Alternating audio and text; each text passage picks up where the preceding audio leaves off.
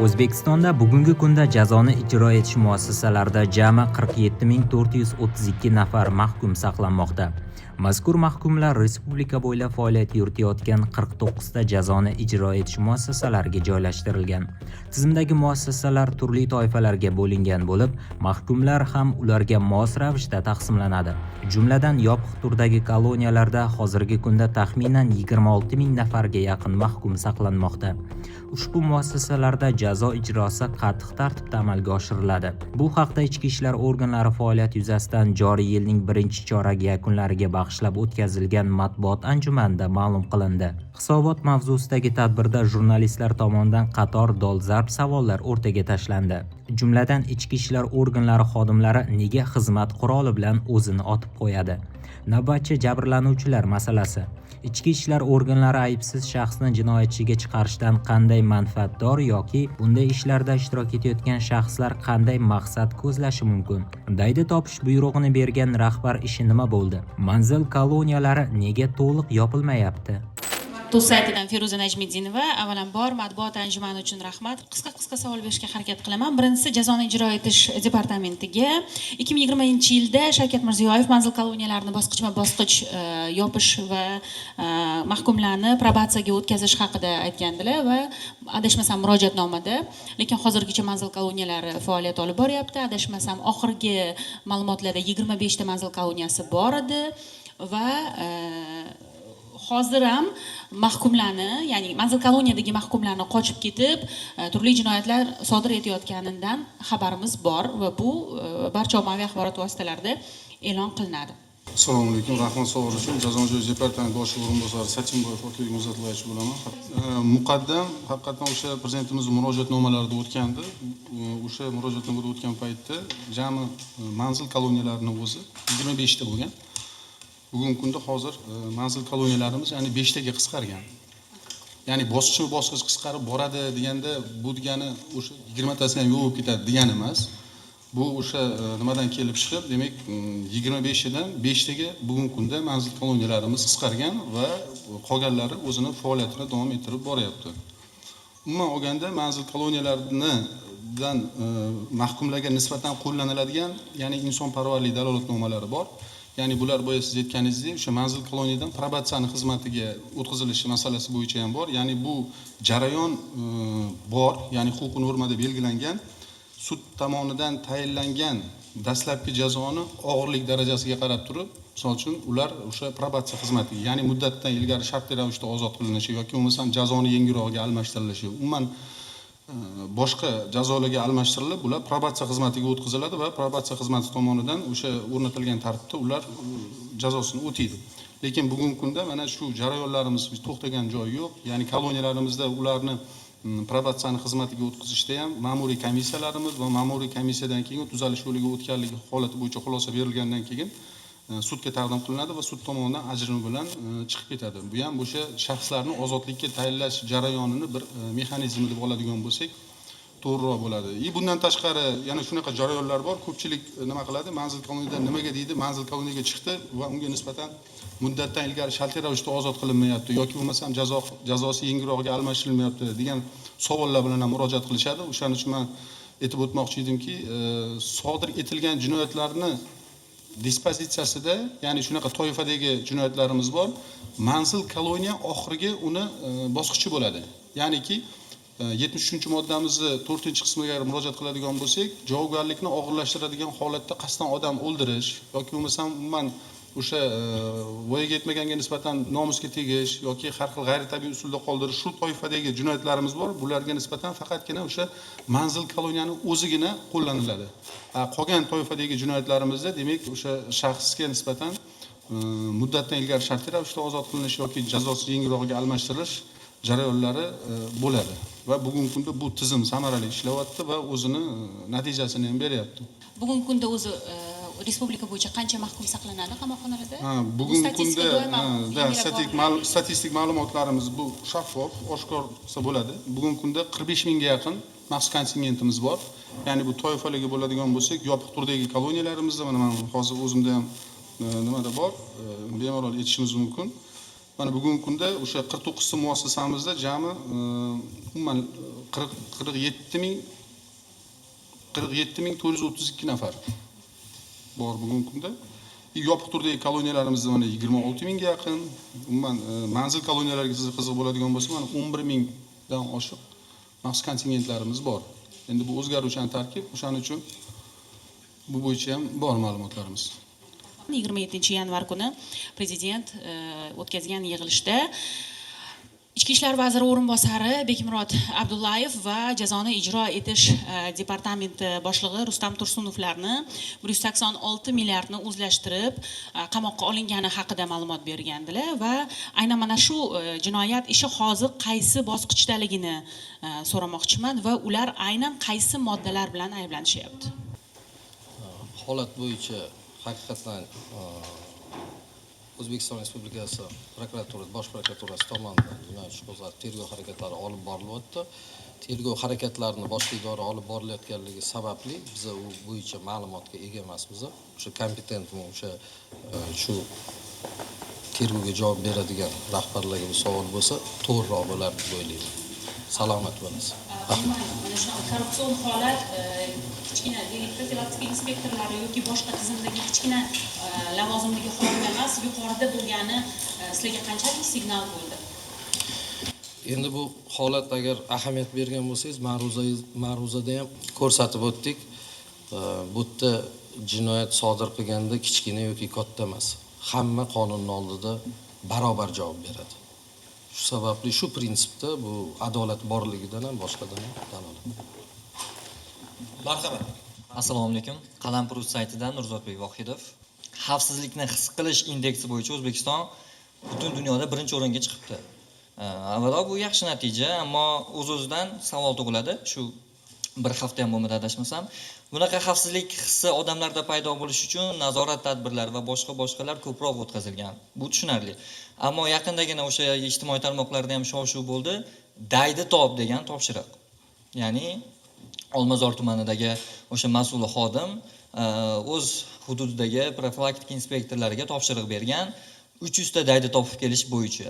Va buni mantiqqa olib qaraydigan bo'lsak, Toshkent shahrida 12 ta tuman bo'lsa va har bitta tumanda agar mana shunday reja yoki plan bo'lsa, 3600 ta daydi ayni paytda Toshkent shaharlarida mavjud degan xulosaga kelish mumkin va umuman olganda o'zi aniq raqam bilan, plan bilan daydilarni topib kel deb topshiriq berishni o'zi qanchalik qonuniy, bu birinchisi va aynan shuni davomi sifatida agarda inson huquqlaridan ko'ra mana shunday plan, reja atamasi birinchi o'ringa chiqib qolsa, o'z-o'zidan tizimga nisbatan ishonch yo'q bo'ladi. Ammo rasmiy munosabatda aytib o'tildiki, hech qanday plan qo'yilmagan deyildi. Biroq aynan o'sha Olmazor tumanidagi mutasaddini topshiriq berish jarayonida 1 soat qoldi, 2 soat qoldi.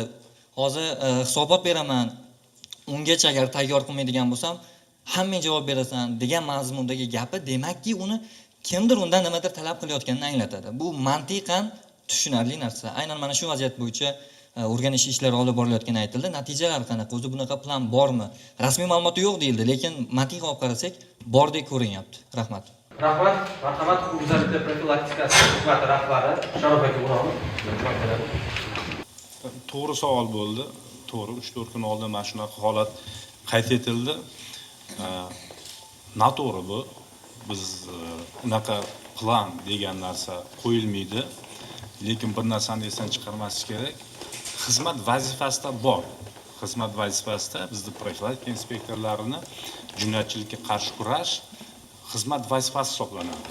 Xuddi mana shunaqa daydi holatlarda maxsus tadbirlar, reyd tadbirlari o'tkazish, aniqlash topshiriq beriladi.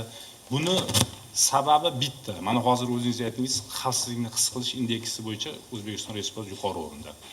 Bu ham mana shu undan 1-2 kun oldin ijtimoiy tarmoqlarda Mirobodda bo'lgan bir uy-joy yo'q, daydi bir hujum qildi, Singapurga chiqib ketdi, ko'rdingiz. O'sha holatlarda bu indeksimizga ham ta'sir qiladi. Bularni aniqlashning asosiy sabablari xalqimiz erkin his qilib yurish kerak. Ana shu yil 3 chorak davomida aniqlanadigan bo'lsak, voyaga yetmaganlarimiz, boshqalarimiz jabrlanadi. Bu shuning uchun tilanchi, daydi holatlarni vazifasi sifatida aniqlaydi, lekin aniq unga yuklama qo'yilmaydi. uni so'rov tizimi bor, so'raladi. Shahar, Toshkent shahar, O'zbekiston Respublikamiz mana turistik davlat bo'ldi, juda ko'p turistlarimiz kelyapti. Fuqarolarimiz ham emin-erkin yurish kerak. Voyaga yetmaganlarimiz ham emin-erkin maktabga borish kerak. Unda holatlar ko'chada yuradigan bo'lsa, ancha fuqarolarimizda e'tirozlarga sababchi bo'ladi. Buni biz aniqlaymiz.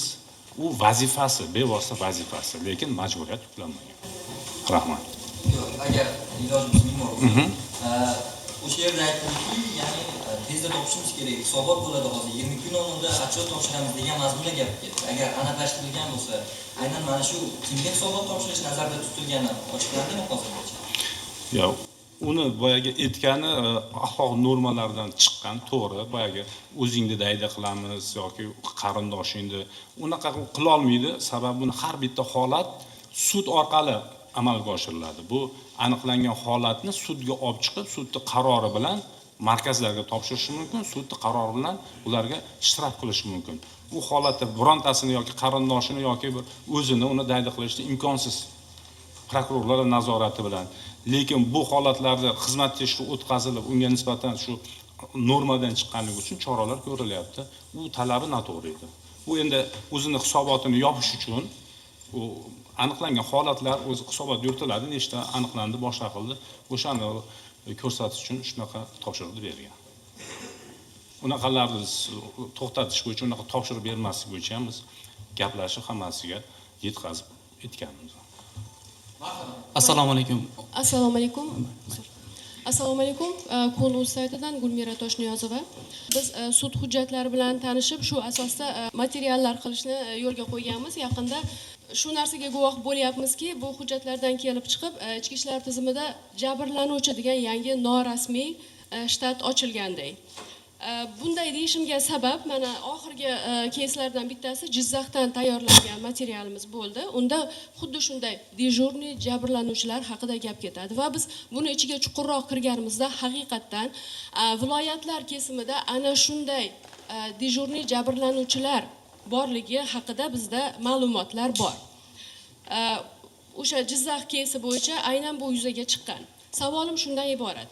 Ichki ishlar tizimi xodimlari aybsiz odamni jinoyatchiga chiqarishdan qanday manfaatdor? Navbatchi jabrlanuvchilarchi, ular bu ishni qilishdan qanday manfaatdor? Men o'zim javob berib qo'ya qolaman bu masalada. Bu masalada haqiqatdan o'sha navbatchi jabrlanuvchi deb aytyapsiz. U aniqlanadigan holatlar agar biza surishtiruv paytida yoki mana xizmat tekshiruvi o'tkazganimizda aniqlanadigan bo'lsa yoki shu jinoyat ishlaridan xususiy ajrimli sudlardan keladigan bo'lsa chorasi ko'riladi. Bu birinchi. Ikkinchi masala bu e'tirozlar bo'yicha ijtimoiy tarmoqni biz ham kuzatib monitoring qilib ko'rib boramiz, negativlarni olamiz, o'zimizda shu bartaraf qilish chora-tadbirlari har doim belgilab boriladi. Shu borada shaxsan olib kelingan materiallarni har birini tergovga qadar tekshiruv o'tkazadigan bizda GAI, profilaktika, jinoyat qidiruv xodimlari tomonidan amalga oshiriladi. Olib kelinganda shu reyestr yurg'izish yo'lga qo'yildi. Sizlarning e'tirozdan keyin haqiqatdan shunaqa holat bormi, yo'qmi? Biz buni tekshiramiz. Har birini jinoyat ishidagi shu jabrlanuvchi o'tgan, tadbirda o'tgan, siz aytmoqchisizki, tadbirlarda o'tayotgan jabrlanuvchilar. Men sizni tushundim, eshitdim. Bu bo'yicha reyestr yurg'izilyapti. Sizlarni o'sha ijtimoiy tarmoqda bergan maqolalardan keyin shaxsan o'zim bu narsaga kirishdim. Albatta to'g'ri masala ko'tarilgan bo'lishi mumkin. Qonun buzilishi bo'ladigan bo'lsa, hammasiga o'sha tegishli tartibda qonun ustuvor jazo muqarrarligi ta'minlanadi. Yana aytayapman, tizim mavjud bu bo'yicha tekshiruvlar o'tkazilyapti. Shaxsan men nazoratimda mana reyestr aytayapman, har bir viloyat bo'yicha yurg'izishni boshladik. Har bir viloyatda 208 ta tuman shahar bo'ladigan bo'lsa, 208 ta tumanda mana bugungi kunda yurg'izildi. Alohida nazoratga oldik. Rahmat. Gazeta saytidan Mirolim Musajonov, prezidenti davlat rahbari yanvar va mart oylarida o'tkazgan yig'ilishlarda ikkala holatda ham o'sha aholi ichki ishlar xodimlarining qo'pol muomalasi va tergov sifatidan norozi ekanini aytgan edi. Ikkalasi ham qayd etgan. Sizningcha aholi qanday kamchiliklar yoki qanday xatolar sabab aynan tergov jarayonlaridan norozi sifatida murojaat yo'llayapti. Ya'ni Prezident xalq qabulxonasi murojaatlar asosida tahlillarda aytgan edi. Shu bo'yicha tahlillar bormi sizda? Ko'proq holi aynan tergov bilan bog'liq qanaqa holat? Masalan, bosimlarmi yoki xodimlar qo'pol muomalasimi? Aynan qaysi sabablar tergovda sifati past degan fikrda ham aytganda davlat rahbari shu bo'yicha tahlillar bormi? Keyin yuqorida Shohruh aka qo'shimcha bor edi. Jurnalist blogerlar haqida savol berildi. 2026-yilda o'tgan davrda qancha jurnalist va blogerlar qo'lga olindi va ularga aynan qaysi modda bo'yicha ko'proq asosan ayblov qo'yilyapti, gumonlanib ushlangan? Birinchi, ikkinchi savolga menimcha men javob berganim ma'qul, chunki birinchi savolga, demak, ikkinchi savoldan boshlay qoling. Blogerlar masalasi bo'yicha. Blogerlar masalasi bo'yicha bizada jinoyat sodir qilgan shaxslar deb olinadi. Injener, o'qituvchi, ichki ishlar xodimi deb statistika yurg'izilmaydi-da. Endi bizada alohida bosh boshqarma bo'lganligi uchun xodimga nisbatan yuritiladi, lekin qolgan holatlarda biza bitta kasb egasini jinoyat sodir qilganligini hisobotini olib bormaymiz. Bizada sodir etilayotgan jinoyatda bu 168-moddani firibgarlik jinoyatini agar misol qilib oladigan bo'lsak, uni har qanday sohada ishlaydigan xodimlar tomonidan sodir etilishi mumkin. Tamagirlik jinoyati 165-jinoyat kodeksining 165-moddasida ko'rsatilgan qonun buzilishi holatini ham xuddi shundoq. U men aynan bir sohani yomonlamayapman, obrazini men misol tariqasida aytyapman. U shifokor bo'lishi mumkin, u ichki ishlar xodimi bo'lishi ham mumkin, o'qituvchi bo'lishi mumkin. U xuddi shunday bloger ham bo'lishi mumkin, siz aytgandek. Jinoyat hamma uchun bir. Boya agar savol berdilar bular, men savolga shu javob to'g'ri bo'ladi deb o'ylayman. Har qanday odamga, menga ham, sizga ham qonun ustuvor jazo muqarrarligi bor agar qonun buzadigan bo'lsak. Qoniqdingizmi? Rahmat. Tergov sifati bo'yicha. Tergov sifati bo'yicha. Haqiqatdan tergov sifati bo'yicha aytib o'tadigan bo'lsak, ma'ruzada qo'pol munosabat etib profilaktika inspektorlariga nazarda tutildi va tergovda ham bor, yo'q emas. Nimaga? Biza qo'pol deb men qanaqa ma'noda aytyapman? Javobni oxirigacha mana jinoyat ishi bo'yicha qaror qabul qilingan, to'g'ri qabul qilingan bo'lsa ham, qo'poldek qabul qilish bor. Ko'proq mana hozir jurnalist qizimiz savol berdilar boyaginda, agar ahamiyat bergan bo'lsangiz, yo'nalish bo'yicha 12 ta deb ko'rsatilgandan 2000 tergov sifati haqiqatdan ko'rsatilgan bor. Boyga aytganlaridek tadqiqot o'tkazildi, algoritm ketma-ketligi, nagruzkalardan kelib chiqib, o'sha boyga 4 ta odam bir xil vaqtda bitta odam so'roq qilish, o'tkazish kerak bo'lsa, masalan, u fizически o'sha jismonan ulgurmaydi bitta odam, masalan, kutib turadi. Shu ham norozichilikni keltirishi mumkin. Birov shoshib keladi, birov kayfiyati bo'lmaydi, kimdir sog'lig'i yomon bo'ladi. To'g'rimi? Shoshib turgan bo'ladi. Shu nuqtai nazardan norozilik ham kelib chiqadi. Bir xil paytda mana shu qabul qilingan qaror fuqaroyimizga yoqmaydi. Mana jinoyat yo'q, fuqarolik tartibda hal bo'lyapti bu. Yo'q. Yoki to'xtatildi. Jinoyat sodir qilgan shaxsni Jinoyat protsessual kodeksining shu 364-moddasi 1-qismi 2-bandiga asosan qidiruvga chiqib ketganligi munosabati bilan biz to'xtatib qo'ygan. Nimaga topilmayapti deydi. Tergovdan men noroziman deydi. To'g'rimi? Rahbari o'zini ma'ruzasida aytgan 833 ta holatda jinoyat ishi qo'zg'atilmay yashirilgani, bu aynan qaysi holatlar? Toshkent shahar misolida aytildi. Bu haqiqatdan shunaqa kamchiliklarimiz, ming afsus, mana profilaktika inspektorlari tomonidan mana topshiriq shaxsan o'zimga qo'ydilar. O'sha yerda profilaktika inspektorlarimiz hammasi yurist emas. Qonuniy baho berilayotganda hozir shu bo'yicha bu tizim yaratilgan. Hozirda yuridik ma'lumot olish bo'yicha keng imkoniyatlarni muhtaram prezidentimiz tomonidan bizga yaratib berildi, o'qitilyapti. Kadrlar bilan to'ldiryapmiz, lekin shtat katta, birdaniga emas, shu navbati bilan to'ldirib boryapmiz. Toshkent shaharda shu muammo bo'lganligi uchun profilaktika inspektorlarini tergovga qadar tekshiruv yuridik ma'lumotga ega bo'lgan profilaktika inspektorlarini surishtiruv guruhlari tajriba tariqasida Toshkent shahrida joriy qilindi. Muhtaram prezidentimiz qarorlari bilan hozir tergovga profilaktika inspektorining qabul qilayotgan qaroriga tergovga bo'ysundirildi, tergovni o'zi nazorat qilib boradi. To'g'ri kvalifikatsiya qilinishi bo'yicha, to'g'ri qaror qabul qilinishi bo'yicha, holatga to'g'ri baho berilishi bo'yicha bu tizim yaratildi. Bundan keyin o'ylayman, bunaqa kamchiliklar yo'l qo'ymaslikka bor kuchimiz bilan harakat qilamiz. Tergov sifati bo'yicha ham haqiqatan oqlovlar bor, bu ham aytib o'tildi. Demak, yildan yilga oqlov kamayib boryapti. Agar oladigan bo'lsak, o'tgan 25-yil eng pastga tushgan 117 ta oqlov bo'ldi. 157.512 ta jinoyat ishi tergov qilingan bo'lsa, 157.000. Unda 200.000 ga yaqin fuqaro o'tgan ayblanish tariqasida sudga jo'natilgan bo'lsa, taxminan aytmayman, balki men anaqasida ozgina adashayotgandir, men shaxs sonida. Lekin jinoyat ishi 157.510. Shundan 117 ta. Bu degani bitta oqlov ham ko'p. Barcha tergov qilingan jinoyat ishlarining 0.2% oqlov bo'lgan. Assalomu alaykum. Avvalo Ichki ishlar vazirligiga, axborot xizmatiga o'zimizni tashakkurimizni izhor qilamiz. To'g'risi, matbuot anjumani qayta tashkil qilinayotgani, umuman jurnalistlarning har qanday savoliga ochiq, oydin javob berish urinayotgani uchun albatta rahmat. Ko'plab savollarga javob berildi, savollar ham berildi. Bitta holatga e'tibor qaratmoqchiman agar mumkin bo'lsa. Tarmoqlarda sal avvalroq texpasportlarning yangilanishi bilan bog'liq ko'p gap so'zlar bo'ldi. Bunga o'sha rasmiy munosabat ham berildi, lekin ochiq qolgan savollar borda, o'rtada baribir. Shunga o'zingizlarning vakolatingizdan kelib chiqqan holatda, bu 100% sizlarning tashabbusinglar emas.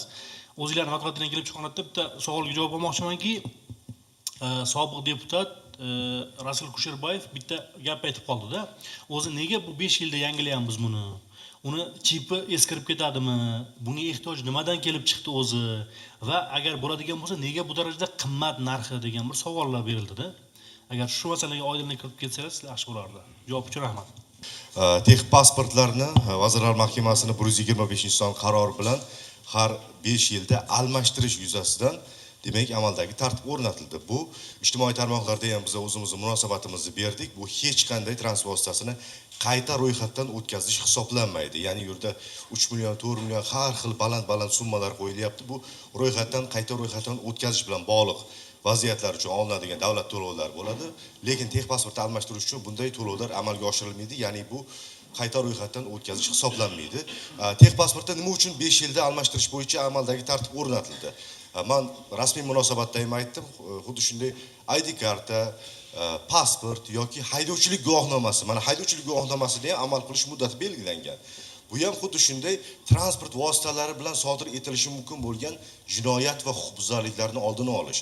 Biz amaliyotda ko'rdikki, transport vositasi bor, lekin uni asosiy agregatlari, motor, dvigatel, shassi singari asosiy agregatlari almashib ketilishi natijasida transport vositasi bilan bog'liq turli xildagi huquqbuzarliklar sodir etilishiga olib kelishi mumkinligi, olib kelish holatlari ham aniqlandi tajribada. Shundan kelib chiqib, uni mavjudligini inventarizatsiyadan o'tkazish maqsadida texpasportlarga 5 yil etib muddat belgilab qo'yildi.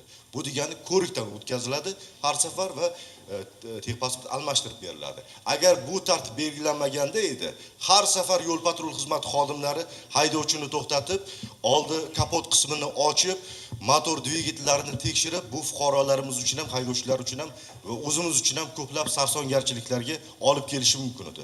Shuning uchun ham mavjudligini demak tekshirib ko'rish uchun bu 5 yil etib belgilandi. Zoir aka, narxi 2.8 million rostmi? Yo'q, bo'lmagan gap. Bu narx hali bir bu qayta ro'yxatdan o'tkazish bilan bog'liq masalalar. Shuning uchun texpasportni almashtirish xuddi pravani almashtirish bilan bir xil demak davlat to'lovlari amalga oshiriladi. Rahmat javob uchun. Yana bitta savol bermoqchi edim. Har bir sohani o'ziga yarasha qiyinchiliklari bor. jurnalistikada ham yoki ichki ishlar tizimida prokuratura xodimlari albatta har bir sohani o'ziga yarasha qiyinchiliklari bor, lekin ichki ishlar tizimida oldin ham aytgandim, vaqt belgilanmagan, tergov, jinoyatlar, buni ko'rish, buni hazm qilish o'zi ham qiyin. Oxirgi vaqtlarda qo'riqlash departamenti xodimlari, profilaktika inspektorlari yoki umuman ichki ishlar xodimlari o'zini ish quroli bilan otib qo'yish holatlarida afsuski eshityapmiz. Nima uchun ular o'z joniga qasd qilishyapti? Ularga bosim bormi? Ularni ishi yoki bu shaxsiy hayoti bilan bog'liqmi yoki ishi bilan bog'liq bo'lyaptimi? Bu o'lim holatlari. Assalomu alaykum.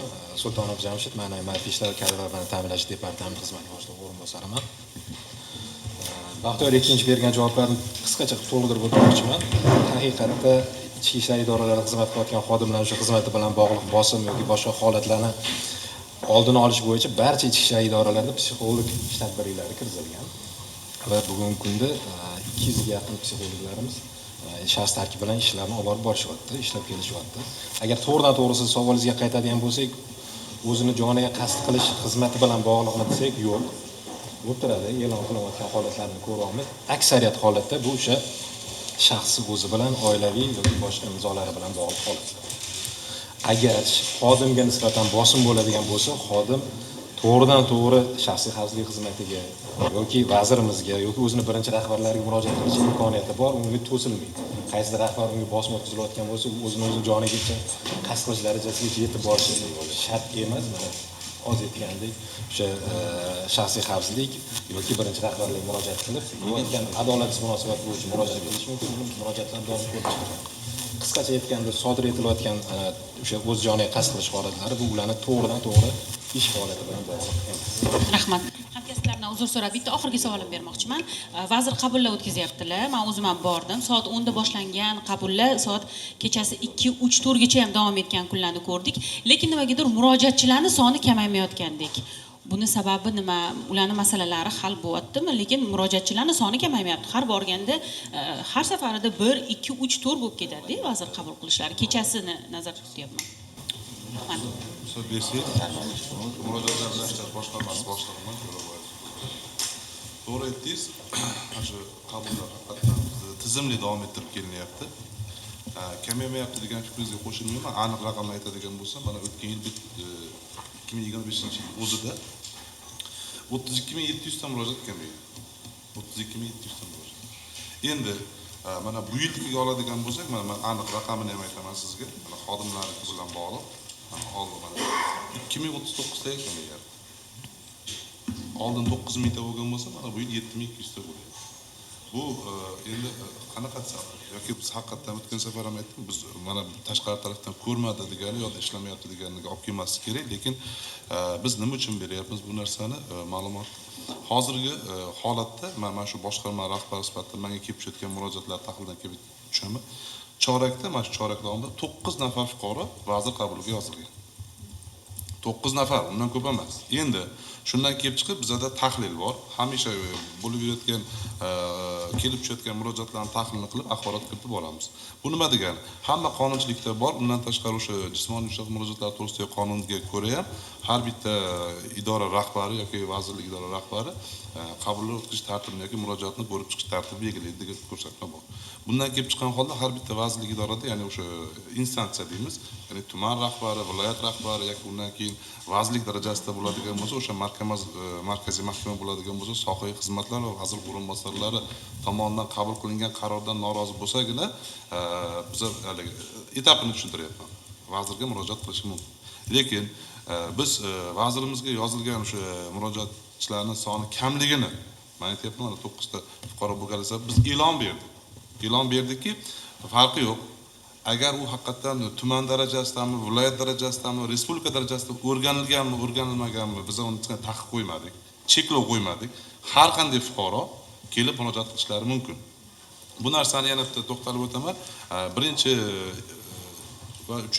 ikkinchi, uchinchi murojaatlarimizda e'tibor qilgan bo'lsalaring, biz o'sha elektron murojaatda, ya'ni QR kod orqali oldindan ro'yxatga yozish tizimini joriy qildik.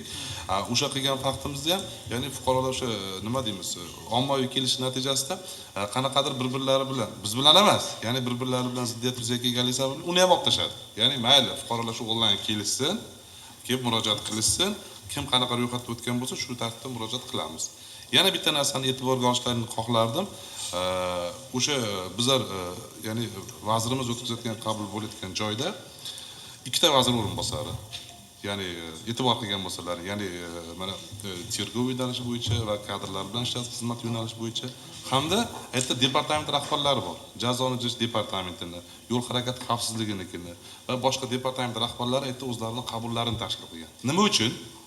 Ya'ni haqiqatan o'sha joyda kelgan bo'lsa, agar vazirimizga kirganda qanaqadir savol tug'iladigan bo'lsa yoki bo'lmasam o'sha sohaga xizmat rahbaridan yoki qabul qilgan qarordan norozi bo'lsa, to'g'ridan-to'g'ri vazirning oldida axborot berishi uchun yoki bo'lmasa o'sha murojaatni joyida ijobiy hal qilish chorasini ko'rish uchun. Undan tashqari markaz bo'lganligi sababli Toshkent shahar boshlig'ini qabuli ham xuddi o'sha joyda o'tkazilyapti. O'sha joyda. To'g'ri aytyapsiz. Oldin mana biz qabul o'tkazganimizda 640 tadan boshlanganda haqiqatan borib ishtirok etganmiz. Keyin 913 tagacha chiqib ketdi. Biz e'lon berdik. Bu raqamlarni men aytishimga sabab chunki biz rasmiy kanallarda e'lon qilib berdik. Hozir mana bor yo'g'i 319 200 taga tushib ketdi. Bu tushib ketdi degani faqat hammasi vazir keldi degan bu deganda dastlabki murojaatlar ham bor. Dastlabki murojaatlari ham. Agar tushuntirayotgan bo'lsangiz, tushuntirayotgan bo'lsam uzr so'rayman. Keyin bitta holat bor. Sezdilarim yo'qmi? O'sha qonunchilikka ham ko'ra bizda asosan 3-taraf murojaatlarni ham biz to'sqinlik qilmayapmiz. Ya'ni nima degani? Masalan, oxirgi nimada ham ko'rdilaring, bir kishi mana yetalab kelyapti, vazirimizga oldin o'zi kirib murojaat qildi. U ro'yxatdan ham o'tmagan. O'sha joyda men o'zim kirib axborot berdim. Haqiqatan endi murojaat qilish madaniyati degan tushuncha ham bor-da. Hamma endi aytib turgan hamma fuqaro. Biz hammani tinglashga majburmiz. Chunki o'zimiz e'lon qilgandan keyin. Men prosta o'sha 3-shaxs haqida gapirayotganda aytyapman. Mana kirib murojaat qilganlaridan keyin endi biz bilamiz-ku, ro'yxatga o'tgandan keyin bu kim, bu shaxs oldin bizga murojaat qilgan, hammasini tanimasak ham baribir 15-20% ni taniymiz. Ikkinchisini olib kelyapti, haqiqatan mana odam ko'p, massa deganingizga ochib ketmoqchiman orasi. 10 minutdan keyin chiqqandan keyin boshqa kishini chaqiryapti, meni ayolim deyapti, endi to'polon qilyapti, nima haqqim yo'q va men kirishga janjal. Biz o'sha janjalni bartaraf qilish uchun, shu fuqaro rozi bo'lib ketish uchun ikkinchi marta ham o'sha narsani kirityapmiz. Ya'ni nima demoqchiman? Haligi shu hozir men berilganda hammasiga to'xtalib o'tmoqchiman. Yana bitta narsaga e'tibor qaratgan bo'lsalaring, biz faqatgina Toshkentda o'tkazmayapmiz qabulni. Shunaqa rahbarimizdan topshiriq tushdiki, qo'y, bular haqiqatan masofa degan narsa bor, yo'l kira degan narsa bor, to'g'risi ularni ovoragarchilik degan narsa bor dedilarda, hozir ko'rgan bo'lsalaring video konferensiya shaklida beryapmiz. Aytda ham biz odamlarimiz, ya'ni o'zimizning xodimlarimiz o'tirib. Ularga agar haqiqatan ulardan signal keladigan bo'lsa, mabodo o'sha video konferensiya aloqa orqali buni kirishiga to'sqinlik qildi desa, o'sha xodimga ham chora ko'ryapmiz. Agar bu ishtadigan bo'lsa. Ya'ni biz nima uchun bizga faqat Farg'onadan yoki Samarqanddan yoki Buxorodan kelib Toshkentda o'tirish kerak? Biz vaqtini belgilayapmiz, ya'ni o'sha soat 4, ya'ni 16:00 gacha belgilayapmiz-da, ya'ni viloyat hududidagilar yakshanba bo'lganlik bemalol ishlarini bitiradi. Viloyat udimiz bor, ya'ni o'sha ichki ishlar boshqarmamiz bor. O'sha joyga keladi, o'sha joyga sharoit yaratganmiz, to'g'ridan-to'g'ri vazirdan muloqotlarni tashkil qilib beramiz. Yana qaytarib aytaman, o'sha bitta holatda 3 kishi, 4 kishi kelganliklari uchun shunaqa ommaviy nima deydi, yig'ilish holatlari mavjud bo'lyapti. Faqat shuni inobatga olishdan so'rayman. Aytda faqatgina vazirimiz emas, vazir o'rinbosarlariniki, departament rahbarlarining va Toshkent shahar bosh boshqarmasining boshlig'ining qabullari tashkil etilmoqda.